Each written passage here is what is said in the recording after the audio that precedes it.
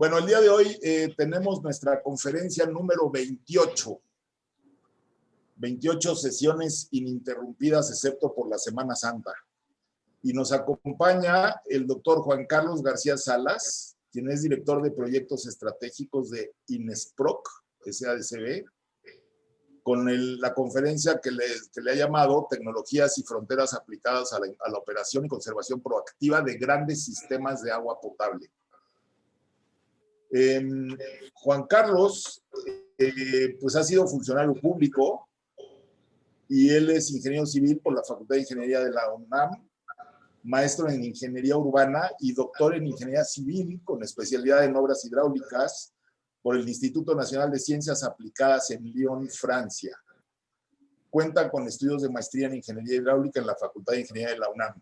Su semblanza completa la hemos mandado con la invitación que hacemos a esta sesión.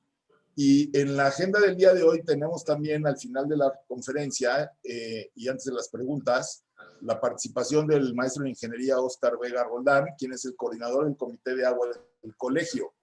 Entonces, es precisamente lo que tratamos de hacer, de que haya las sinergias, ¿no?, entre los diferentes comités con el eje transversal de tecnología. Bueno, pues sin más preámbulo, mi estimado Juan Carlos, adelante. Muchas gracias. ¿Se me escucha bien? Sí, perfecto. Perfecto. Bien, muchas gracias. Vamos a dar inicio a esta plática que resume en cierta forma parte de la experiencia que yo obtuve como funcionario público en el organismo de Cuenca Aguas del Valle de México y de algunos cursos también que yo llevé cuando estudié la maestría y el doctorado en Francia, relativos a todo lo que refiere a la gestión patrimonial de infraestructuras de agua en centros urbanos. Antes que nada, quiero agradecerles por estar aquí en esta charla de amigos. Vamos a tratar de hacerlo lo más dinámico que se pueda. Y bien, pues aquí yo les estoy mostrando cuál es el orden o el plan de presentación que se divide fundamentalmente en 6 grandes partes. Hablaremos un poco de la confiabilidad y de los ciclos de vida como concepto base de todo lo que envuelve a la administración de infraestructura. Hablaremos también de paradigmas, los paradigmas actuales que rigen en México en la mayoría de los casos en lo que refiere al mantenimiento y a la conservación, y cuáles deberían ser los motores del cambio.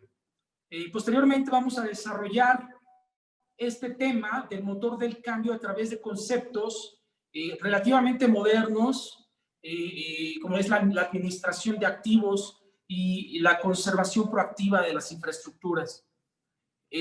Después pasaremos al uso de tecnologías fundamentalmente para los sistemas de agua potable y nos concentraremos en ciertas características, en cierto tipo de tubos y en ciertas tecnologías, porque no va a dar tiempo, o no daría tiempo si abordamos el universo de tecnologías existentes para la administración de este tipo de infraestructura.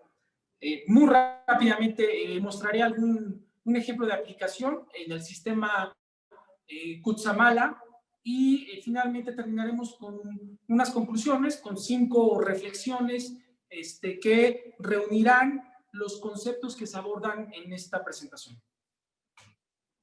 Bien, primeramente quiero decirles que una de las tareas fundamentales que tenemos como ingenieros es diseñar para condiciones particulares, para circunstancias y contextos particulares que permitan dar un servicio a través de la infraestructura, ¿sí? Para esto se tiene el concepto de confiabilidad, es decir, que la infraestructura no debe fallar en un cierto tiempo después de su puesta en operación, y cuando empieza a fallar esa confiabilidad debemos de dársela de nuevo a través de ingeniería que permite justamente, por un lado, alargar los periodos de vida útil de esta infraestructura y por el otro lado, minimizar los riesgos de su falla. Bien, la confiabilidad se puede definir de muchas formas y desde el punto de vista matemático es la probabilidad de que no se presente una falla a lo largo de un periodo de tiempo. Esta confiabilidad necesita, evidentemente, dentro de las etapas de diseño, dentro de las primeras etapas, pues evaluar la vida útil de cada componente de los diferentes sistemas que vamos a diseñar o que se están diseñando. Y me permito hacer énfasis en el tiempo transcurrido de servicio, que es el momento en el que la infraestructura comienza a operar y a brindar los servicios para los que fue diseñado, y el punto en el que se presenta la primera falla. A partir de ese momento empezamos a considerar el tiempo de servicio restante o la vida útil remanente de la infraestructura. Hay muchísimos otros más conceptos que deberíamos estudiar en estos ciclos de vida, pero me voy a concentrar en ellos dos a lo largo de la presentación. Bien, como yo dije, la confiabilidad es una característica que se alcanza con ingeniería, y en las mejores prácticas internacionales, pues los diseños de ingeniería se hacen bajo criterios de confiabilidad.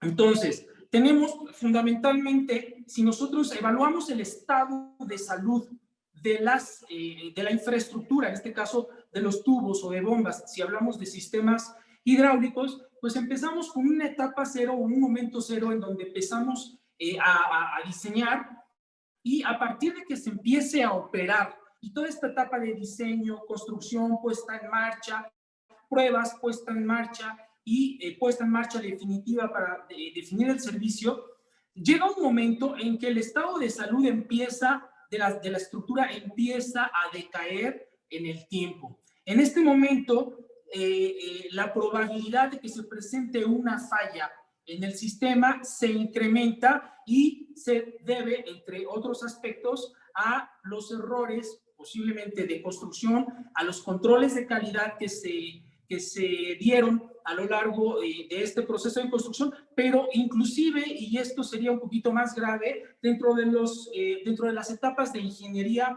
en donde no se evalúan de manera correcta las solicitaciones mecánicas a las que la infraestructura estaría solicitándose y los materiales que permitirían soportarla. Bien, después de un momento y cuando el estado de salud de la infraestructura decae de manera importante, entramos en una zona de riesgo de falla. Y lo que hay que evitar a toda costa es que ese riesgo se materialice a través de una fuga, por ejemplo, que después entre en procesos de corrosión en tuberías de acero o de concreto preesforzado y que pueda llevar al colapso o a la falla catastrófica con todo lo que esto implica. Bien. Como yo lo comenté, la confiabilidad es una característica que se alcanza con la ingeniería en la etapa de diseño. En estas etapas tenemos que asegurar la calidad a través de un sistema de control y aseguramiento de la calidad. Tendremos que evaluar de una manera correcta, para el caso de los sistemas hidráulicos, pues las presiones y las velocidades a las que van a estar sometidas las infraestructuras, y también las tecnologías con las que vamos a diseñar para poder representar o poder evaluar el funcionamiento esperado, y todo eso nos lleva finalmente a diseños con el uso de normas nacionales o inclusive internacionales. No siempre la confiabilidad se alcanza, y yo quiero mostrar este ejemplo o este antiejemplo con el debido respeto, porque finalmente entramos en una situación en la que esperamos que en los primeros años de entrada de servicio de un acueducto, por ejemplo, en este caso, pues no falle y sea confiable prácticamente al 100%. Si vemos la gráfica que está a un lado de la fotografía, podemos observar el mismo comportamiento de la misma gráfica, y voy a tratar de explicarla de otra manera. Entrando en esta parte, en el origen de la gráfica, podemos observar que el estado de salud de una infraestructura permanece prácticamente inalterado hasta un cierto punto de su vida útil. A partir de este punto, el estado de salud, por alguna circunstancia o razón, decae de manera abrupta. de manera paralela, bueno, los costos de conservación y mantenimiento se van incrementando de manera gradual en esta etapa y de manera exponencial en la etapa o en la zona de riesgo de falla. El tiempo transcurrido, bueno, pues son signos de degradación y en este periodo es en donde vamos a actuar de manera proactiva. Es el tiempo para agendar las reparaciones correctivas antes de una falla. ¿Y cómo le vamos a hacer? Pues lo vamos a hacer conociendo una serie de factores que voy a desarrollar un poquito después de la presentación, pero les puedo adelantar que es el estudio de la mecánica de la falla, los orígenes de la falla, los procesos de degradación, etcétera, el entorno mismo donde está construida la infraestructura. Entonces, ¿qué es lo que pasa, por ejemplo, en este ejemplo del acueducto El Realito? Entró en operación en 2015 y la primera falla se dio en 2017. ¿Qué quiere decir? Que en este momento, en este acueducto, está transcurriendo la vida útil remanente. Entonces, se tienen que hacer, evidentemente, acciones correctivas para poder atacar estos problemas, pero también de manera preventiva para minimizar el riesgo de falla o de colapso en la N cantidad de tubos con los cuales está conformado este acueducto. Entonces, de entrada, a los 2 años o prácticamente de manera instantánea, entramos en esta etapa y la curva del estado de salud del acueducto empieza a decrecer de manera importante y los costos de su conservación empiezan a ser cada vez más importantes. Un aspecto importante también es el uso de materiales. Y yo pongo esta fotografía porque es reveladora de lo que está pasando en el Valle de México. Esto es Avenida Universidad y en esta zona de la ciudad pues tenemos arcillas altamente compresibles, lo podemos ver en la fotografía. El uso de la tubería que está por instalarse es una tubería rígida que no se comporta de la mejor manera o de la forma más adecuada en este tipo de entornos. Entonces, la ingeniería detrás de estas acciones tiene que considerar evidentemente el entorno en donde se va a instalar esta tubería. Otro ejemplo es el acueducto de Querétaro 2. Aquí no se han reportado fallas, se reportó una falla el año pasado en uno de los equipos de bombeo, pero bueno, la redundancia de los equipos permitieron que no se impidiera o no se interrumpiera el servicio. Este acueducto entró en operación 4 años antes que el acueducto El Realito. Bien, ¿cuál es el paradigma actual? Definamos paradigma. El paradigma es un pensamiento de grupo, un modelo a seguir, un patrón, un pensamiento de creencias, y aquí nos podemos llevar toda la tarde definiendo lo que es un paradigma. Entonces, vamos a regirnos en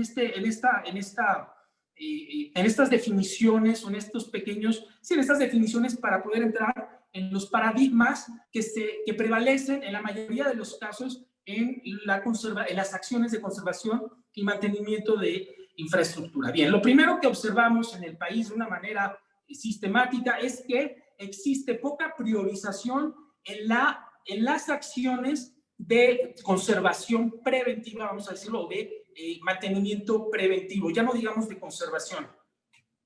¿Sí? Esto quiere decir que pues, los ciclos de vida son inciertos y la criticidad del sistema, la criticidad del sistema o la criticidad de los componentes de ese sistema no está siendo evaluada de manera correcta.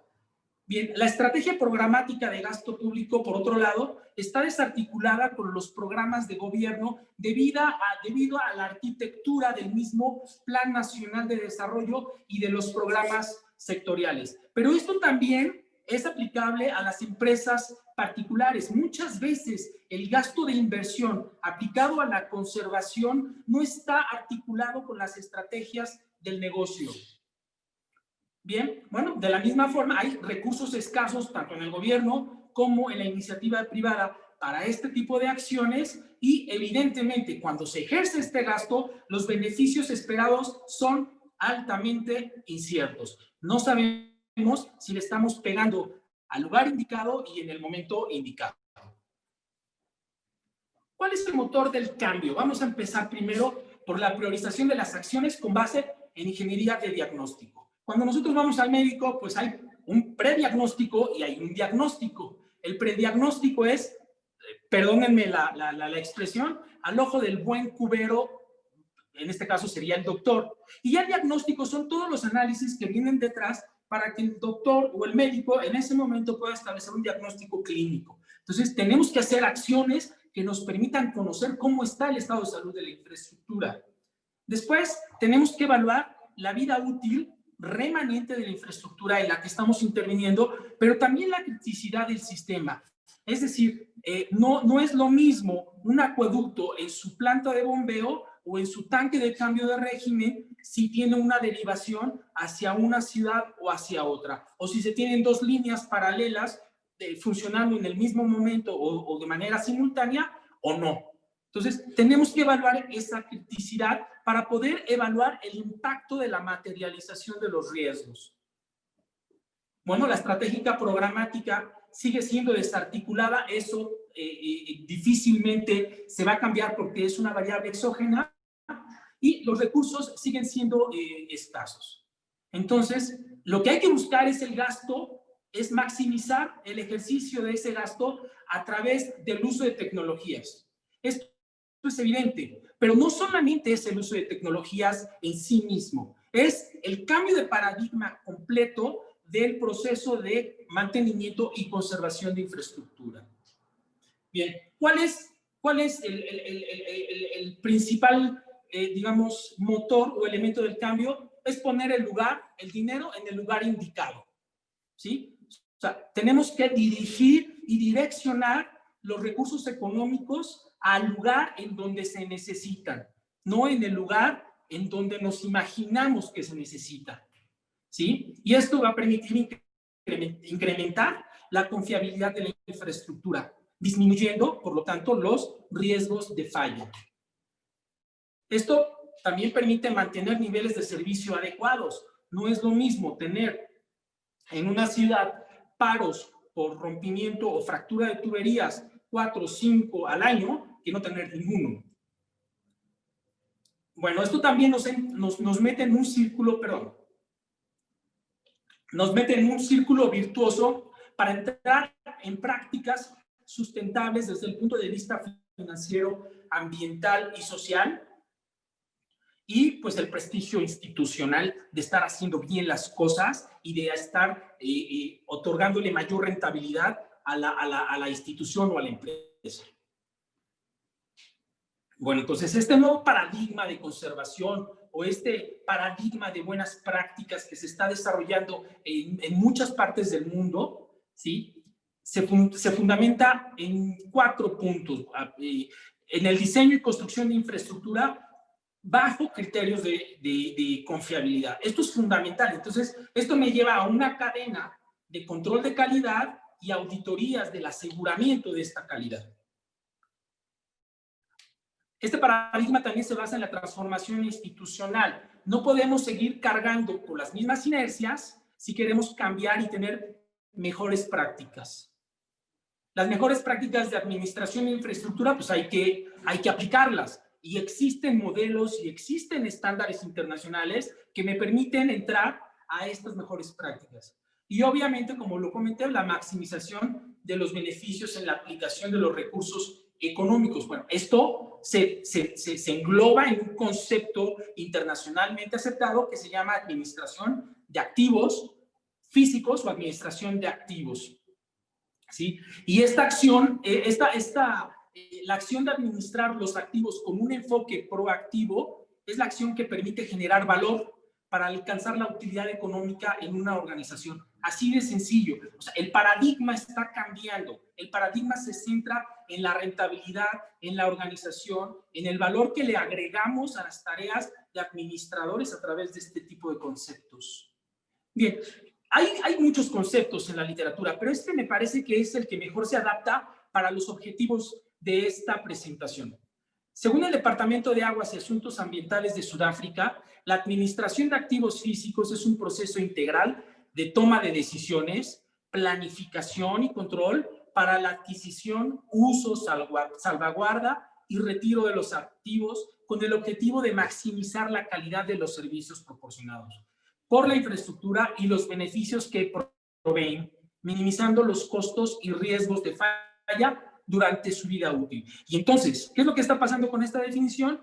Que estamos integrando a todos los actores de la institución encargada de administrar la infraestructura, los usuarios, los ingenieros, las personas que reciben este servicio. Entonces, por eso me gusta esta definición. Entonces, retengo en rojo o subrayo, remarco, perdón, en rojo, los conceptos que me parecen más importantes a poner en evidencia: el proceso integral de toma de decisiones, la calidad de los servicios y los riesgos de falla. Bien, entonces, como lo comenté, la administración de activos se orienta a los procesos de toma de decisiones, proporciona las bases de un trabajo sistemático para las acciones de conservación, ¿sí? Todo siempre pensando en la optimización de los recursos económicos. Tiene una perspectiva de la organización, como ya lo comenté, se enfoca en los resultados, ¿sí? Confiere a los administradores, pero también a los políticos, la noción de custodia, de apropiación de su infraestructura, situación que no siempre sucede, de su estado de salud y de la sostenibilidad de su operación y funcionamiento. Y bueno, evidentemente toma en cuenta todas las expectativas de todos los involucrados. Entonces, se necesita, para aplicar tecnologías en este tipo de sistemas hidráulicos, no solo se necesita adquirirla y operarla, se necesita completamente un cambio de paradigma para poderla, para poder aceptar el uso de estos subsistemas dentro de los sistemas hidráulicos. Bien, solo por mencionar algunos, los estándares internacionales en administración de activos, está el Manual Internacional de Administración de Infraestructura de Nueva Zelanda, la especificación pública disponible número 55 del Instituto de Administración de Activos del Reino Unido, y el ISO 5500 relativo a la administración de activos y a la descripción, requisitos y directrices de su aplicación. Me voy a regresar un poquito en la presentación para comentarles que este concepto o esta práctica de ingeniería nace 25 años después de la Segunda Guerra Mundial, cuando las infraestructuras que se construyeron después de la Segunda Guerra Mundial, sobre todo en Europa, comenzaron a envejecer y a fallar. Por eso tiene una gran componente europea esta práctica, y fue adaptada en Estados Unidos también a finales de los años 60, 70 aproximadamente, principios de los 70. Bien, entonces la administración de activos como tal necesita datos y tecnología. Necesita datos por un lado e información por el otro para poder cumplir este ciclo. Y esto se logra solamente a través del uso de tecnologías, pero no de cualquier tecnología. Tienen que ser las tecnologías pertinentes. Entonces, hay otra área de la ingeniería, que es la instrumentación, que nos lleva entonces a determinar qué tecnología es la que se adecua mejor a qué tipo de sistema hidráulico y en general de ingeniería civil, de la infraestructura civil. Bueno, este es el modelo general o el modelo más global del estándar del Instituto de Administración de Activos del Reino Unido. Y aquí entra la tecnología, la generación de metadatos y la transformación de estos datos en información para la toma de decisiones y para entrar a todo el proceso de administración de la infraestructura. Las tecnologías que se focalizan en la conservación y mantenimiento en los sistemas hidráulicos son las que voy a describir en un momento. No voy a abarcar todas, pero sí voy a tratar de dar una descripción general de ellas. Bien, necesitamos instrumentar y aplicar tecnologías para poder comprender los procesos de deterioro de las obras, sobre todo las que están enterradas, las que no podemos verlas. Necesitamos hacerlo. Hay otro tipo de tecnologías, vamos a decirlo así, más del gabinete, más del laboratorio, que son las tecnologías que nos permiten entender, comprender y reproducir los mecanismos de falla de la infraestructura. No siempre se tiene a disposición esta tecnología porque es tecnología relativamente cara, que necesita además de un expertise de muy alto perfil para poder llegar a comprender, pero sobre todo a idealizar los fenómenos que realmente se están presentando. Entonces, los mecanismos de falla y la evaluación y el conocimiento de ellos es muy importante, el uso de tecnologías es muy importante para conocerlos. Pero no solamente eso, también hay que desarrollar tecnologías y técnicas que nos permitan identificar y evaluar los riesgos de falla, ya desde el punto de vista numérico, entre 0 y 1. Y para eso tenemos muchísimas técnicas estadísticas que se basan en la estadística descriptiva o en las cajas negras, en modelos cajas negras, en donde se tiene una solicitación, una transformación y un resultado que se traduce en probabilidades, ¿no? Podemos hablar de dos métodos que se usan de manera recurrente en este tipo de estudios, que es la lógica difusa o las redes neuronales, pero también los procesos estadísticos a través de modelos tipo Monte Carlo, en donde se pueden simular sistemas sumamente complejos para evaluar esta probabilidad. Pero también tenemos tecnologías para el reforzamiento mecánico de la infraestructura y para su renovación, ¿sí? Al final, todo esto que estoy diciendo se traduce en este tipo de acciones. Entonces también entramos, por ejemplo, en tecnología para reforzar activamente los tubos a través de procesos de postensado o de manera pasiva a través de la introducción de mangas. O simplemente no queremos reforzar la tubería, pero sí queremos darle otro revestimiento interno u otro material para que fluya mejor el agua, por ejemplo, ¿no? También tenemos tecnologías para evaluar las variables de estado. En un sistema hidráulico existen dos variables, solamente: presión y velocidad. El gasto es una transformación de estas dos variables. Entonces, lo que medimos en un sistema hidráulico fundamentalmente es presión y velocidad. Y existen dispositivos para poder medirlas, para poder evaluar y para poder caracterizar su funcionamiento solamente a través de esta, o a partir de estas dos variables. Y hay también, ya aplicando teorías del control centralizado y descentralizado, las técnicas de información y de la comunicación, pues tenemos sistemas de visualización y de control centralizado, en donde podemos a través de un clic accionar una válvula, vaciar un tanque, limitar la velocidad o el gasto. Entonces, este es otro tipo de tecnología que le permite al sistema hidráulico en sí tener no solamente confiabilidad en su operación, sino otro tipo de características asociado a la teoría general de sistemas. Hablamos, por ejemplo, de robustez, o hablamos inclusive de resiliencia, cuando empezamos a mezclar ciertos conceptos con tecnologías y con metodologías. Bien, pero ¿cuáles son las tecnologías? Existen, primero, las tecnologías fundamentales que ya tienen varios años y de desarrollo, ¿sí? Y básicamente son en infraestructura, o podríamos hablar de otras tantas, pero estas son las más básicas. Tenemos sensores electromagnéticos, ¿sí? Tenemos sensores ópticos, tenemos sensores de presión y como una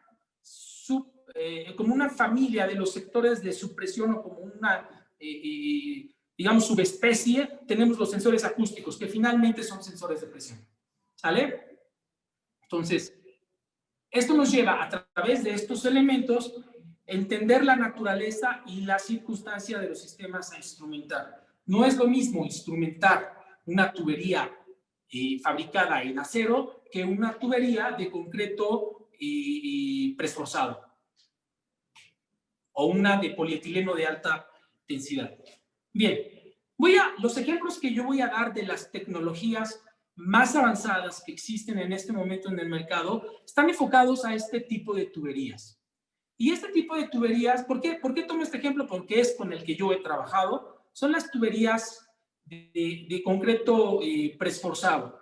El preesfuerzo se da en las espiras, y estos elementos es una especie de suncho, o es un suncho de un pequeño calibre, con separaciones muy pequeñas, ¿sí?, que durante su construcción y el colado de las diferentes capas de mortero o de concreto se tensionan para generarle un estado de esfuerzos tal que permita soportar las solicitaciones mecánicas e hidromecánicas a las que será sometido.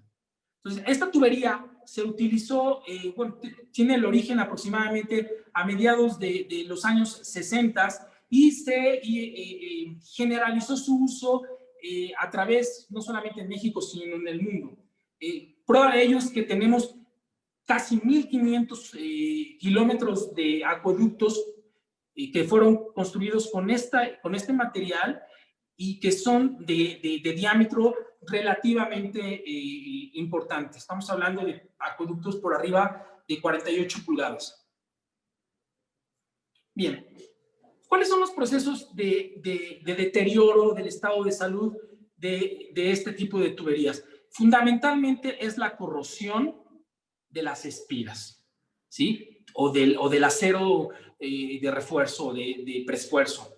Este acero se corroe por el ambiente, por el suelo en el que puede estar enterrada la tubería, pero también por corrientes parásitas que atacan a las tuberías y van justamente al acero para cristalizarlo y para cambiarle sus características mecánicas, sobre todo de fluencia. Entonces, pero este proceso de deterioro del estado de salud de estos elementos le quitan o alteran de manera negativa la resistencia de la tubería. Recordemos que este elemento o este componente es el que le da la resistencia a la tubería. Tenemos un alma de acero que le da la forma y que ayuda a la fabricación de este tipo de tubos. No contribuye el acero prácticamente nada en la resistencia de la tubería. Simplemente es un elemento, es el elemento que impide el paso del agua o el contacto del agua del exterior al interior. Hay procesos de corrosión que también son internos y estos procesos hoy en día no existen tecnologías que de manera directa nos puedan permitir evaluar esto. Entonces, las tecnologías existentes para evaluar la ruptura de las espiras, la velocidad y la tasa con la que se están rompiendo, las zonas en donde se están rompiendo, sirven también para determinar de manera indirecta, a través de métodos estadísticos, probabilísticos, etcétera, poder generar modelos que nos permitan representar esa degradación o esa mecánica de degradación de las estructuras. Bien, bueno, los sensores electromagnéticos, no pretendo ni dar un curso de instrumentación, ni soy experto en la materia, pero lo que sí les puedo decir es que los sensores electromagnéticos lo que van a medir son las variaciones de los campos magnéticos o eléctricos que estos sensores pueden medir a través de una fuente de este tipo de fenómenos. Entonces, lo que se va a medir son las variaciones de los campos magnéticos o eléctricos sin modificar la inductancia o la capacidad o la capacitancia de estos dispositivos. Existen diferentes tipos de sensores que miden o que representan la ley, diferentes modos de comportamiento de este fenómeno electromagnético. ¿Sí? Bueno, para el caso de las tuberías, se mete un dispositivo a la tubería o por fuera y la diferencia es que en un dispositivo se puede parar el funcionamiento de la línea o de transmisión, de conducción o de distribución, y en otro pues no, y se tiene que excavar. Entonces ahí es la diferencia entre una tecnología y otra, la forma en que se aplican y la forma en que se arreglan estos conectores con otras tecnologías de comunicación, por ejemplo.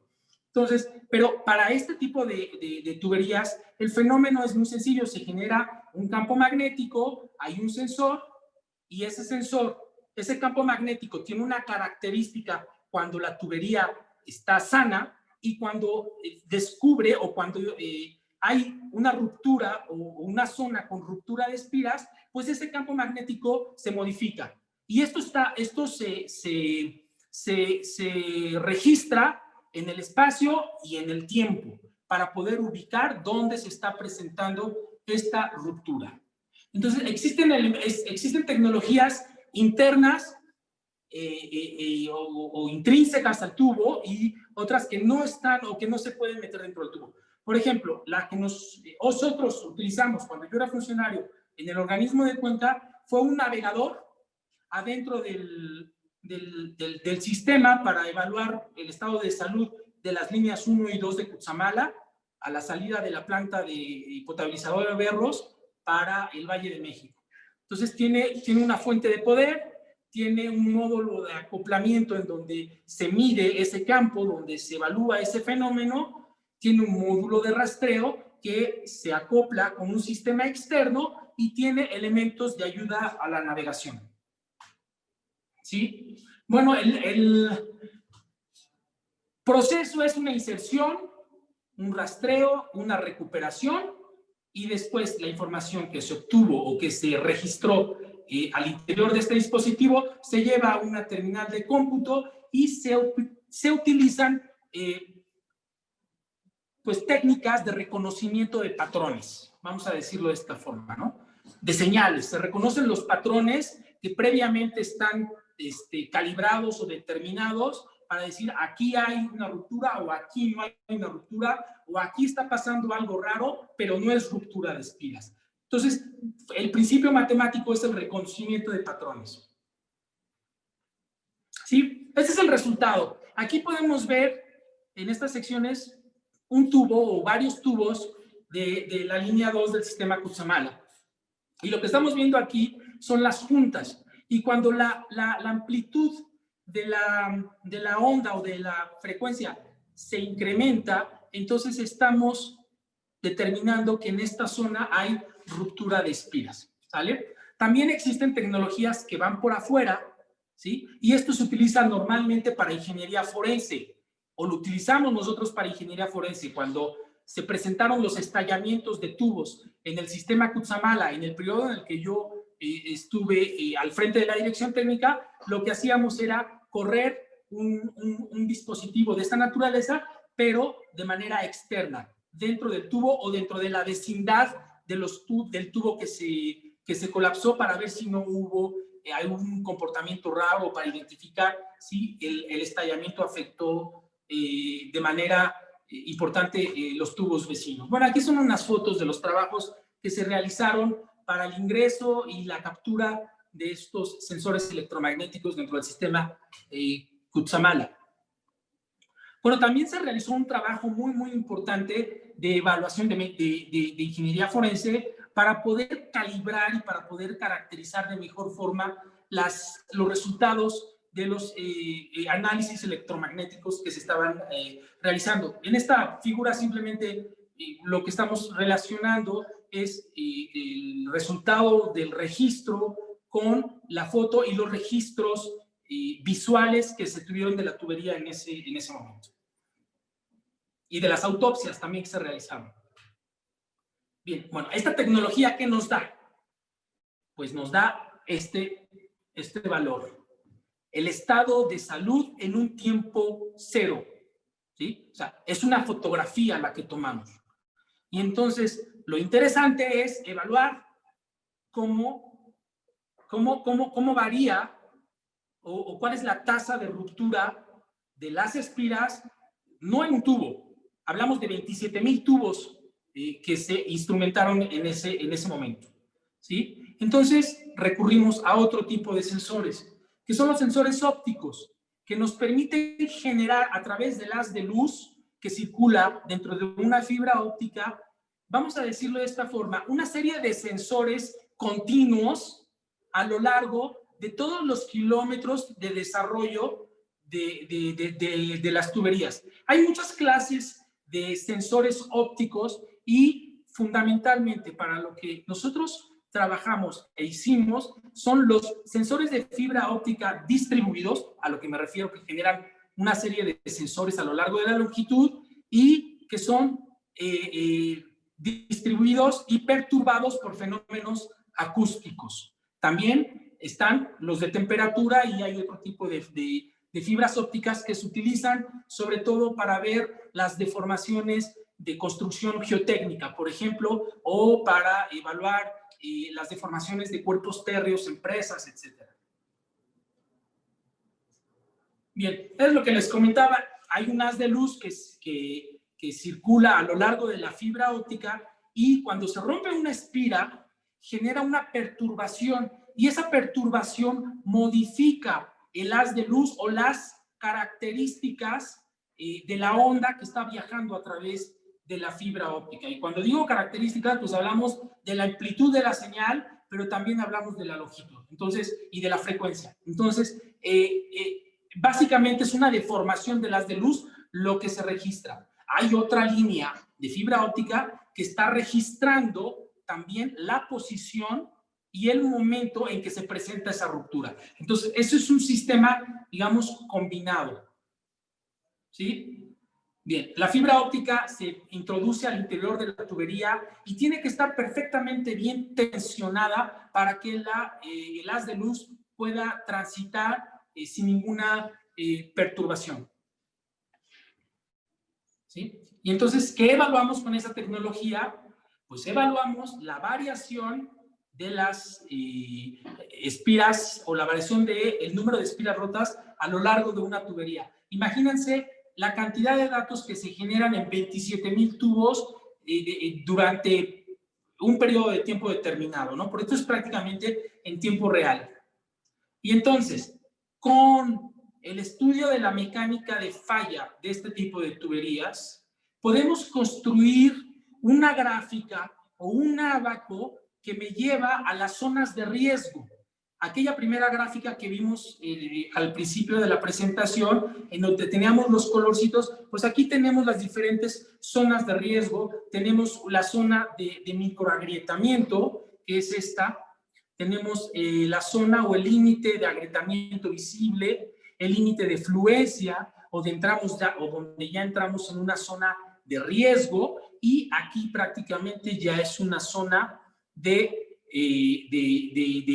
colapso inminente. Entonces, si tenemos el número de espiras rotas en una cierta región de la tubería y tenemos la clase de presión de esta tubería, podemos determinar la zona en la que nos encontramos.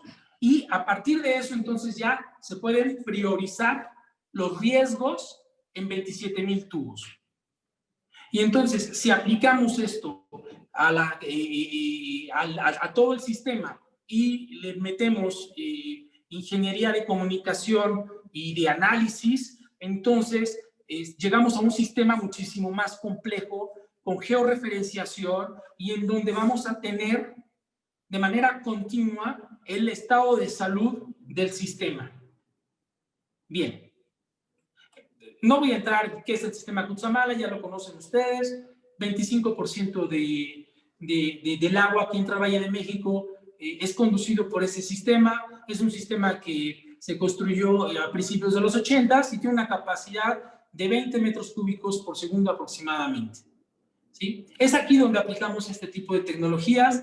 El sistema Cutzamala, bueno, hay una numerología importante, pero lo más importante son el número de kilómetros de tuberías de concreto preesforzado. Aquí me equivoqué. Son 205 kilómetros de tuberías. Y esas tuberías, por su forma de degradación y por la forma en que fallan, pues se vuelven los elementos, y por su ubicación también dentro del sistema, se vuelven los elementos más críticos. Entonces había que instrumentarlos, había que ver el estado de salud, pero también teníamos que priorizar y generar un sistema que nos permitiera identificar cuáles eran los tubos de mayor riesgo. Y a partir de esa evaluación de riesgo y con las políticas de operación que se tenían en un momento dado, se podía definir cuáles eran las acciones, o se puede definir inclusive hoy cuáles eran las acciones de intervención en estos tubos. Reforzamientos pasivos, reforzamientos activos o definitivamente la sustitución. ¿Sí? Bueno, esto dio muy buenos resultados. inclusive a nivel financiero se plantearon carteras de inversión para los siguientes años que garantizan el flujo de recursos, no solamente para esta parte del sistema, sino para el conjunto del sistema Cutzamala. Se pudo hacer una planeación financiera de largo plazo y esto fue uno de los grandes logros de las tareas que realizamos en ese momento. Solamente para darles un orden de magnitud de los costos de esta tecnología. Entre 2010 y 2018 se invirtieron 260 millones en adquisición y en puesta en marcha de la tecnología y 150 millones de pesos en operación. Entonces estamos hablando que en un lapso de 8 años aproximadamente se invirtieron 410 millones de pesos. Por otra parte, y con esto ya voy a terminar, por otra parte, el costo de un evento catastrófico en donde se incluye solamente el costo del agua no entregada o el costo de producción y de transferencia de conducción del agua hasta el Valle de México y el costo directo por la ejecución de las obras ascendió entre 2001 y 2016 con 5 tubos que colapsaron aproximadamente a 267 millones. Entonces, 267 millones son para la corrección de los problemas. Utilizamos ese dinero para corregir esos problemas e invertimos por el otro lado 410. ¿Sí? Todo esto, ya para terminar, nos lleva a un costo por año, con daños evitados, evidentemente, de 100 millones de pesos. O sea, cada tubo que se evita, que se sustituye o que se interviene para que no colapse, evita 100 millones de pesos al año, ¿sí? En todo el sistema. Y la tecnología, la operación, solamente cuesta 30 millones de pesos por año. Entonces, estamos hablando de órdenes de magnitud de 2 o de 3, ¿sí? Y ahí es en donde se ve la rentabilidad del uso de este tipo de cosas. Pero no solamente es la rentabilidad, también es el cambio de paradigma, el cambio vamos a decirle, de chip de todos los que intervenimos en este tipo de tareas para entender y comprender lo que era la conservación del mantenimiento proactivo. Ya para terminar, y con esto concluyo, 5 elementos de reflexión o de conclusión. En los sistemas de agua potable debe asegurarse desde las etapas de diseño la confiabilidad y de todos y cada uno de los factores que la afectan. La conservación del mantenimiento debe basarse en ingeniería a partir del uso de tecnologías. O sea, no hay otra, ¿eh? Eso es sí o sí. La aceptación y uso de tecnologías transita por el cambio de paradigma que privilegian el argumento técnico, la rentabilidad de las intervenciones, entre otros aspectos. Y los modelos inteligentes de administración de la infraestructura deben ponerse en marcha en los organismos operadores. O sea, esto también es una conclusión a la que es una aspiración más bien, más que conclusión.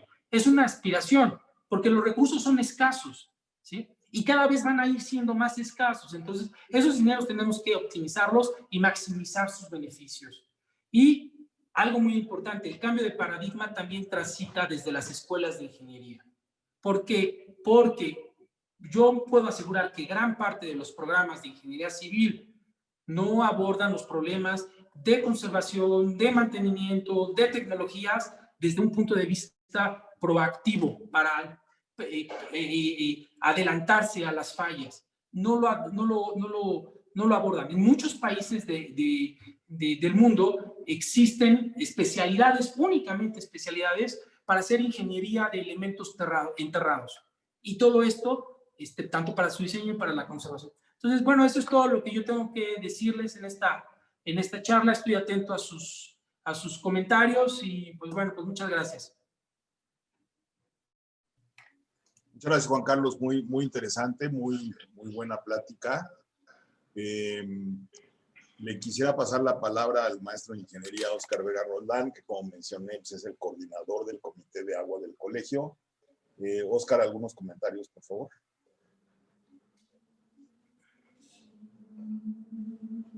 Con mucho gusto. Yo creo que sería Bueno, quitar la presentación, Juan Carlos, por favor.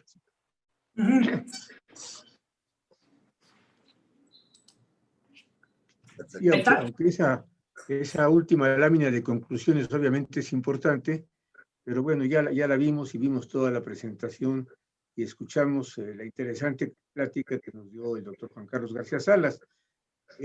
Nos hizo notar varias cosas muy importantes, basándose justamente en su amplia experiencia en el control y revisión de obras hidráulicas de conducción de agua muy importantes, como el mismo sistema Cutzamala al que se refirió como ejemplo de lo que estuvo comentando. Yo quisiera recordar, como inicio de todo lo que es una obra de ingeniería, que una obra de ingeniería tiene que cumplir 3 funciones tiene 3 misiones importantes. La primera es que la obra de ingeniería funcione bien para aquello para lo cual fue pensada. Si no funciona, de nada sirve todo lo demás. Este buen funcionamiento, como también lo decía Juan Carlos, es parte de la confiabilidad que se inicia con la ingeniería de diseño. La ingeniería es ingenio, es pensar cómo resolver un problema y cómo proporcionar un servicio. Para eso es la obra de ingeniería. Pues la primera cuestión es que funcione y funcione bien. La segunda parte es que sea segura, que nuestra obra de ingeniería sea segura y eso se extiende a que sea duradera. Tiene que tener una seguridad en su funcionamiento y que no va a fallar ni en el funcionamiento ni en su estabilidad estructural. Y eso es muy importante verlo en cualquier momento y tiene que tener una durabilidad, esa duración a la que llamamos en la etapa de diseño vida útil. La vida útil no es que deje de funcionar al cabo de la vida útil y ya no sirva para nada. La vida útil es un horizonte de diseño y tenemos que preverlo efectivamente. Entonces, primero que funcione bien y luego que sea segura y duradera la obra. Y ya en tercer término, que sea económica, que también eso a los ingenieros nos interesa y nos preocupa. Decía algún profesor allá en mis tiempos de estudiante que la ingeniería era hacer con 1 peso lo que el que no era ingeniero necesitaba 2 pesos para hacerlo. Bueno, eso es la última etapa de las 3 que estaba yo diciendo. Primero es funcionalidad, que funcione bien, que opere bien. Segundo, que sea segura y que sea duradera. Y ahí interviene mucho de lo que nos ha estado comentando el doctor Juan Carlos. Primero hablamos de confiabilidad, eso es básico, y se inicia en el diseño, pero también se prosigue con la ejecución de las obras. Voy a tomar un ejemplo que todo el mundo tiene seguramente en la memoria, la famosísima K invertida. Es una cosa terrible que pasó simplemente porque no hubo una supervisión técnica que vigilara que el señor constructor no modificara el proyecto en la construcción y dejara de instalar ciertas cosas que tenía que haber instalado. Ahí faltó supervisión técnica. Entonces necesitamos ingeniería de diseño y necesitamos ingeniería y control durante la construcción. Y después, como muy bien ha hecho mención el doctor Juan Carlos, después es muy importante el mantenimiento y la conservación. Ese mantenimiento que siempre hemos llamado preventivo, ahora se dice proactivo, pero la idea es la misma. Tenemos que mejorar las cosas, tomar acciones correctivas antes de que haya una falla. Eso es parte de lo que nos hizo recordar el doctor García Salas en esta presentación. Excelente presentación, por supuesto. Y entonces es muy, muy importante tener esto en cuenta. Y luego nos hizo notar la existencia de tecnologías que a veces no tenemos a la mano, que a veces no conocemos. Eso hay que estar estudiando. Él nos ha hecho ver su experiencia, pero durante esa etapa de experiencia de ya algunos decenios en el trabajo de los acueductos, también que ha estado estudiando. No es nada más muchos años de hacer lo mismo, es muchos años de hacer lo mismo tratando de mejorarlo. Y eso implica estudiar. implica estar al tanto, implica leer artículos, implica ir a congresos, a conferencias y captar las cosas. Y de ahí sale el conocimiento de distintas tecnologías para distintas partes de todo el proceso que estamos comentando. Muy interesante, muy importante este conjunto de tecnologías que se están usando para medir, porque parte también de lo que nos decía de la administración de los activos es evidentemente la toma de decisiones. Y esa toma de decisiones, para que sea efectiva y para que tenga sentido, requiere pensar. Y pensar tiene una primera parte que es conocer, una segunda parte que es entender, como lo decía Juan Carlos, y después una siguiente cosa que es pensar qué hacer, es decir, proponer soluciones y llevarlas a cabo. Y para eso hacen falta datos. Si no medimos, no tenemos datos. La medición es básica para cualquier cosa que hagamos en ingeniería. Y en este caso, la medición de lo que está ocurriendo dentro de la tubería, con instrumentación que se haya colocado desde un principio y que se le dé seguimiento, y con sensores que se utilicen para conocer el funcionamiento, la operación y el estado de las cosas a lo largo del tiempo. Yo creo que todo eso es muy importante, entonces, mantenerse trabajando, pero no dejar de estar estudiando, conocer las cosas nuevas y aplicarlas. Y aplicarlas bien. No es aplicar tecnología por presumir que estoy usando la más moderna del mundo. Es aplicar tecnología para aplicarla bien. Y eso, regreso al principio, requiere conocimiento, requiere entender las cosas y requiere interés en hacer las cosas de la manera mejor cada vez. Pues muchas gracias. Yo creo que con eso hago algunos comentarios sobre lo que nos ha dicho Juan Carlos. Creo que va a haber alguna sesión de preguntas y respuestas. Me da mucho gusto que así sea, para que profundicemos un poquito más en los temas que nos ha tratado el doctor Juan Carlos García Salas. Muchas gracias a todos. Muchas gracias, Oscar.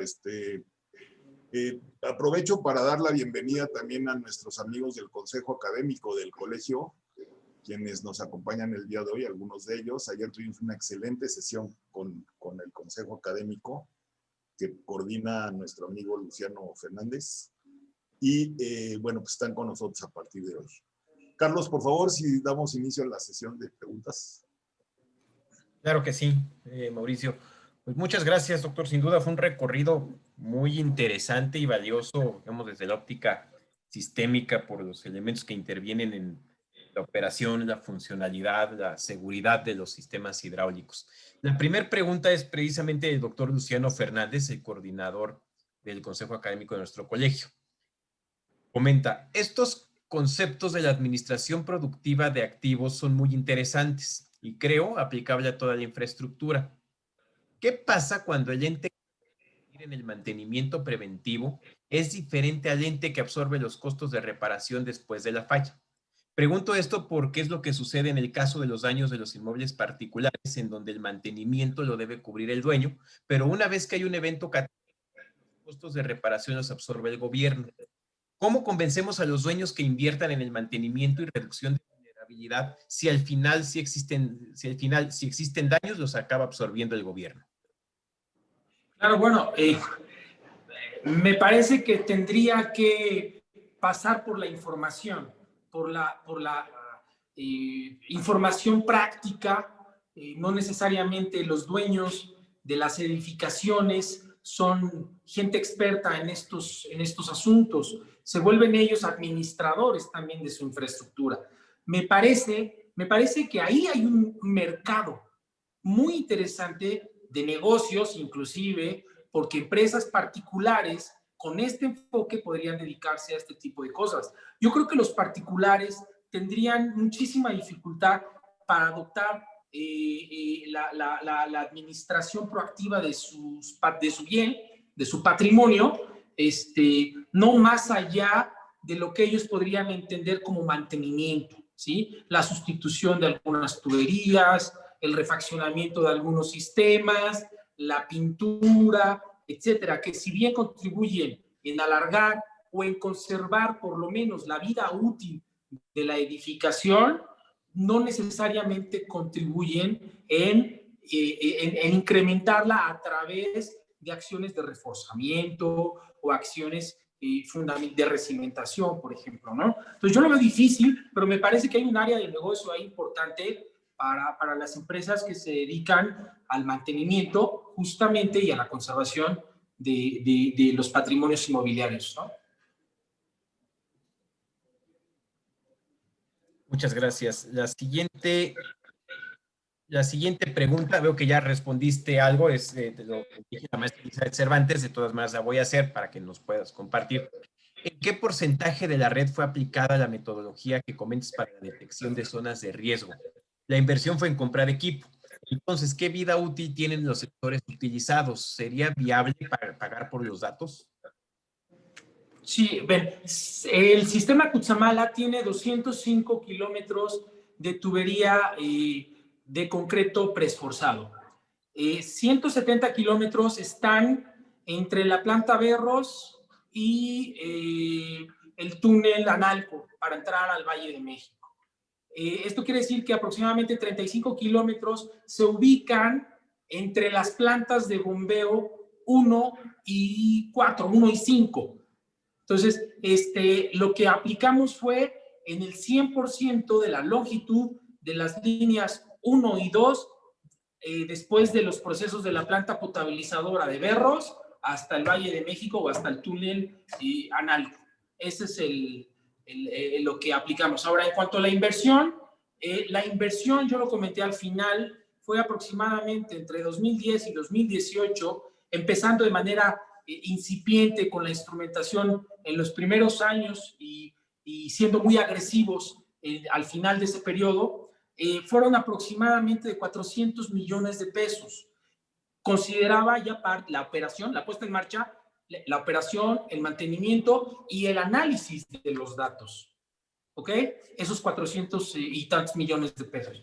Y luego, al final de que se terminó la instrumentación, el costo ascendió a 30 millones de pesos aproximadamente, que era el mantenimiento, era la conservación de los dispositivos, la recalibración de la fibra óptica. Había que estirarla, porque, bueno, por los diferentes solicitaciones se mueve la fibra óptica, entonces hay que hacer procedimientos para jalarla, para estirarla, para tensionarla, recalibrar, volver a identificar algunas zonas, los tubos, etcétera, ¿no? Entonces, todo eso es 30 millones de pesos al año. Y me parece que la inversión privada, pues es fundamental para esto, porque no necesariamente las carteras de inversión asimilan este tipo de servicios, la operación y la conservación de los dispositivos tecnológicos, como una inversión propiamente vista desde el punto de vista de la Secretaría de Hacienda. Entonces, me parece que esquemas de participación privada aquí podrían ser muy, muy interesantes, porque son datos y los datos los puede vender uno. Entonces, eso es relativamente sencillo, porque ahí es donde estaba justamente la dificultad del ejercicio del gasto, poder justificar dinero que estaba en un capítulo de inversión, mientras que era asimilado como un capítulo de operación, de gasto corriente. Entonces, bueno, digamos, no sé si contesta eso a la pregunta de la maestra. Sí, doctor, muchas gracias. Saludos. Gracias, doctor. Andrés Mota Solórzano. Son 4 preguntas.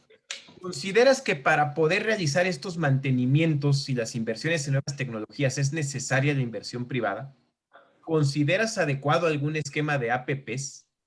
¿Qué propondrías para que el futuro Instituto de Planeación de la Ciudad de México considere estos temas? Finalmente, el Data Science necesita sistemas informáticos grandes. ¿Cómo lo podemos solventar sabiendo que ahora existe la ADI y no sabemos si tiene la capacidad de mantener la información actualizada? Ok, bueno, la primera pregunta me parece que ya la contesté, la primera y la segunda. Este tipo de actividades está muy apropiada para la participación de inversión privada. Y bueno, en el futuro Instituto de Planeación de la Ciudad de México de participación y de prospectiva, pues son temas que se deben de llevar a la mesa, pero desde un punto de vista no tan técnico, sino más bien de política pública que se articula, era lo que yo comentaba al principio. Los programas presupuestales no están articulados con los programas de desarrollo. ¿Por qué? Porque simplemente en los programas de desarrollo no se menciona la necesidad de conservar la infraestructura. Entonces ya de ahí, pues no existe la conservación desde el punto de vista de la planeación.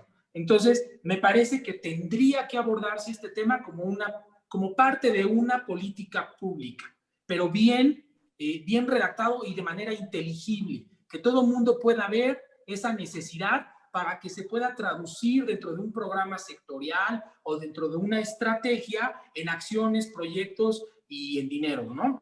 Y respecto a los sistemas informáticos, no se necesitan sistemas tan pesados.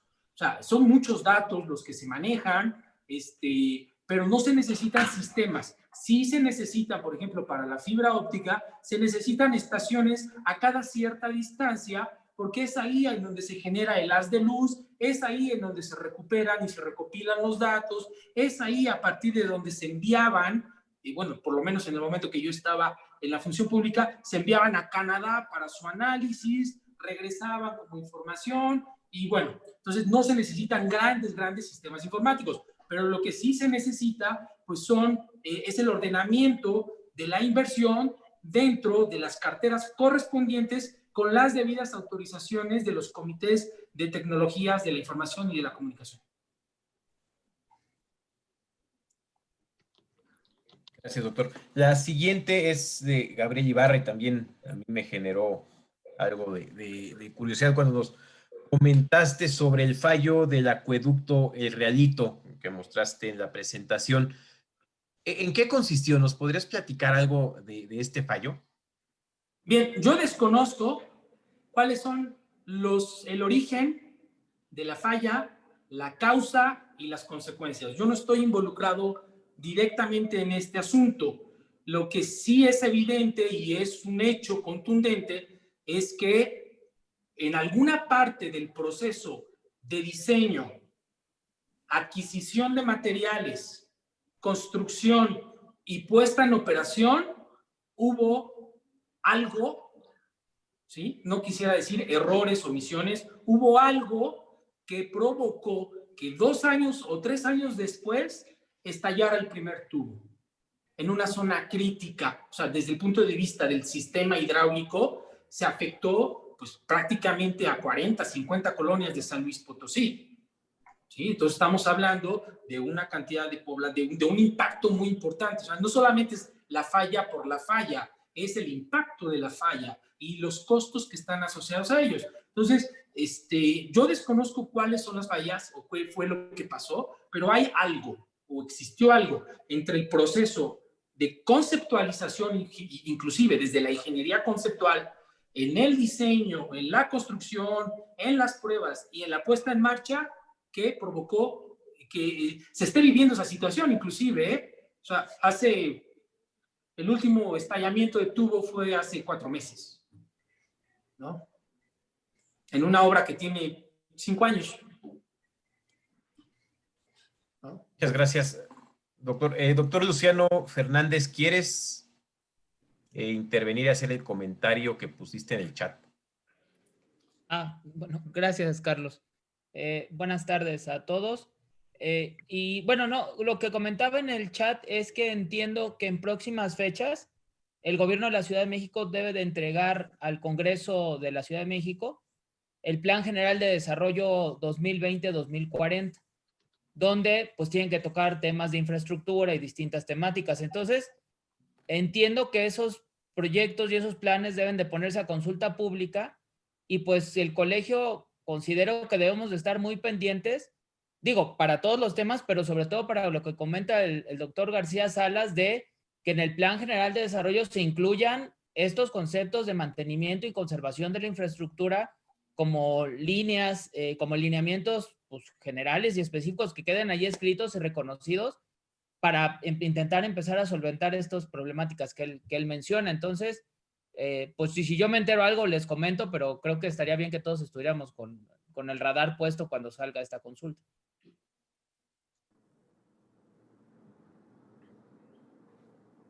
Gracias, doctor. No sé si hubiera algún comentario más o alguna otra pregunta que tengan. No tengo ninguna pregunta. Ingeniero Piña. Sí, gracias. La excelente presentación de García Salas me generó diversas inquietudes. Desde el punto de vista del papel del colegio para poder promover el que, pues en todas las ciudades importantes del país y en las no importantes también, se pudieran establecer sistemas de mantenimiento, de administración del mantenimiento de los servicios de agua potable, drenaje, etc. Creo que sería interesante ver cómo podemos lograr cierto efecto de demostración o de promoción, porque creo que pues, es muy interesante lo que nos ha presentado García Salas, pero ¿cómo podemos lograr que esto llegue a quienes pueden operar, a quienes deben operar los sistemas de agua potable en el país? Y para ello, pues, establezcan un procedimiento de mantenimiento que implique el inventario de los dispositivos, el ciclo de vida útil, la inspección, el mantenimiento preventivo, el correctivo, el registro, en fin, todo lo que es utilizando las herramientas, pueden ser desde luego los sensores, los drones, las computadoras, los teléfonos, los tornillos o las herramientas que se necesiten para las mejores herramientas para conformar las mejores prácticas. ¿Qué podemos hacer para que trascienda este tipo de actividades, de presentaciones que nos promueve, que nos conduce Mauricio Gesurum, trasciendan hacia quienes pueden utilizar estos procedimientos? Es una reflexión, es una inquietud que quisiera yo transmitir a ustedes. Muchas gracias. Muchas gracias por su reflexión, ingeniero Piña. Ingeniero Zárate, por favor. Y buena tarde a todos. Volviendo al acueducto El Realito, digo, para mí es inconcebible que una obra que tiene 5 años de haberse construido presente este tipo de fallas, porque pues, todas las obras deben de tener una vida útil. En este escenario, ¿quién absorbe todos los costos de reparación de los daños? Porque como bien comentas, doctor, a los pocos años presenta una falla y van a seguir presentándose más seguido. Entonces, para mí es una obra totalmente carente de calidad. ¿Qué opinas al respecto? Bien. Bueno, este proyecto, financieramente hablando, es un proyecto ícono a nivel internacional, inclusive, ¿no? La forma en cómo se organizó, cómo se financió, cómo se pusieron de acuerdo los diferentes actores en las diferentes etapas del proyecto, de la construcción y de la operación, pues es muy plausible. Y bueno, hay nada que decir, ¿sí? El control de calidad. Hay dos conceptos en la administración de proyectos. El control de calidad y el aseguramiento de la calidad. El control de calidad se da a lo largo del proceso, de manera continua. Digamos que es una tarea operacional. Y entonces se debe de tener un control estricto a lo largo de todo este proceso de conceptualización y puesta en marcha. Checklist, uso de normas, control de calidad a lo largo de la obra, muy específicos, pruebas.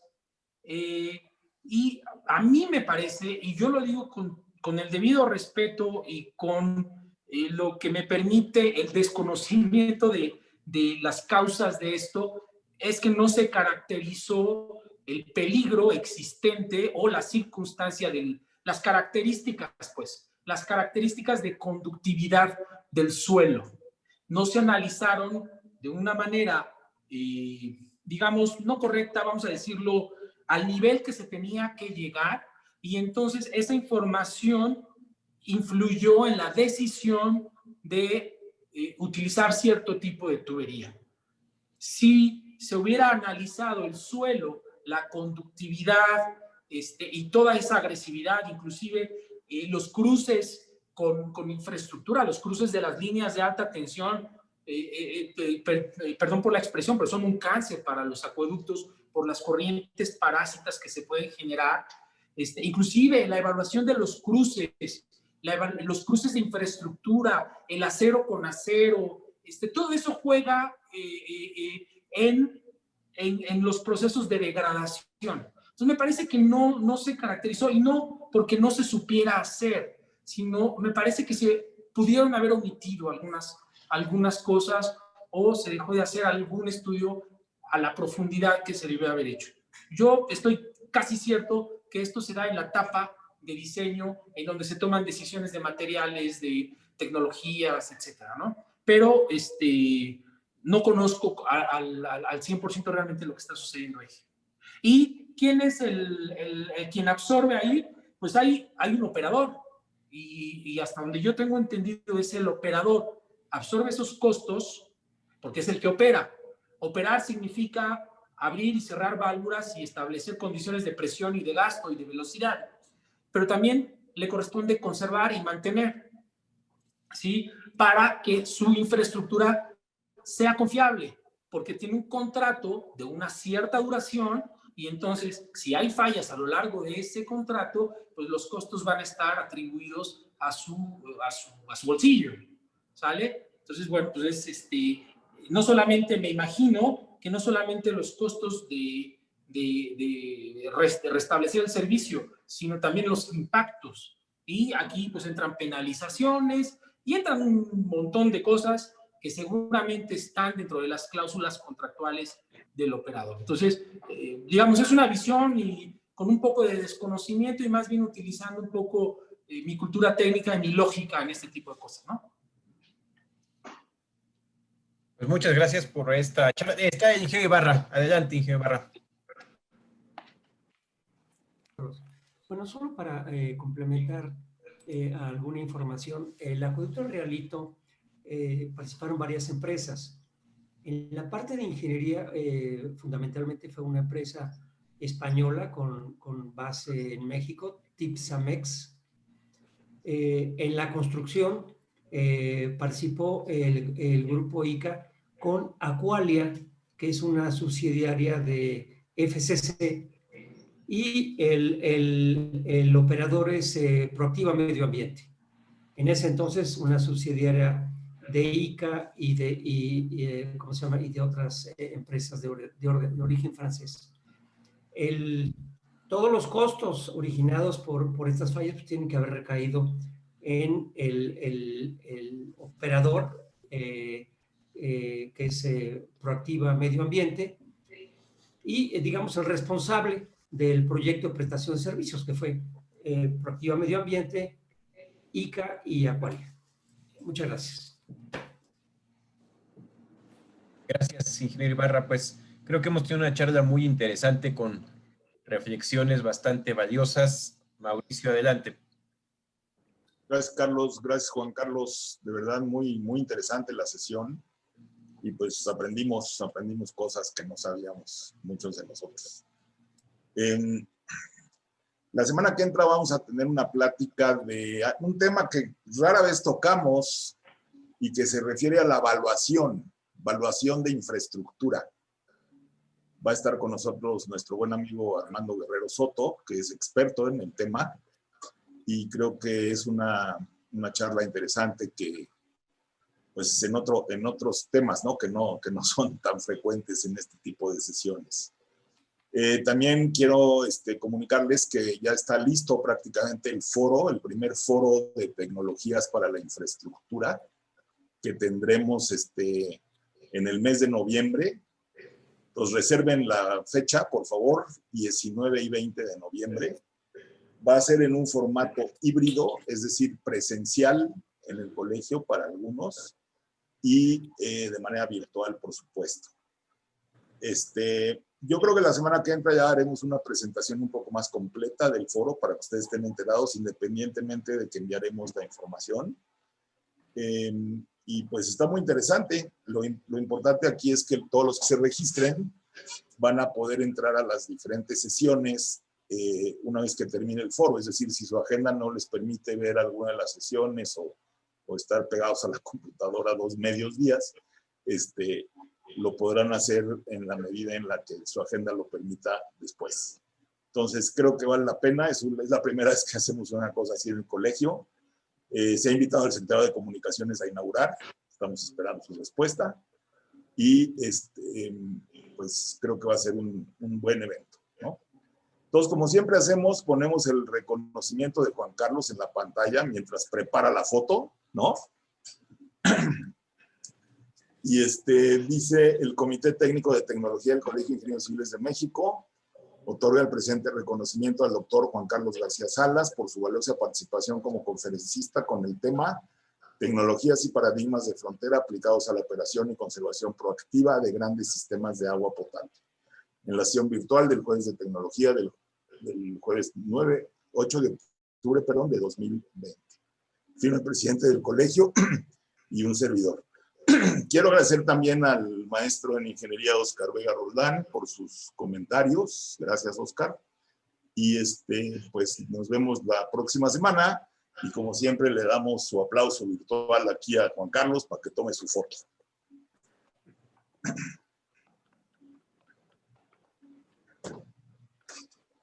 Pues muchas gracias a todos. Manténganse sanos. Perdón, Luciano, ¿querías decir algo? No, estaba aplaudiendo. Ok. Manténganse sanos y pues nos vemos la próxima semana. Hasta luego.